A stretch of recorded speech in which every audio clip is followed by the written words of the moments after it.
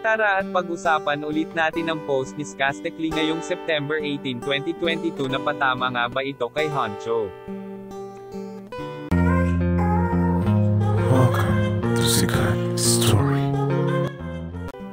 Tara at pag-usapan ulit natin ang post ni Skastekli ngayong September 18, 2022 na patama nga ba ito kay Honcho. Si Skastekli ay nag-post nga ngayong September 8, 2022 nang di ko kailangan mamahiya para sa clout. Skills lang pre sa kaangas. Hehesos. Makalipas nga ng 8 oras ay umabot kaagad ito ng 12k reactions at 299 shares. Kung mapapansin natin ay maraming posts si Skastekli na hindi malinaw kung sino ba talaga ang kanyang pinatatamaan. Tingnan pa nga natin ang ilang post pa niya. Ito ay noong September 8, 2022. Tingan mo ng tulong galit. Kasunod na araw ay noong September 9, 2022 na ang sabi ay I hear melodies when you heartbeats. Kinabukasan ulit ang post niya ay ano yun barbecue steak.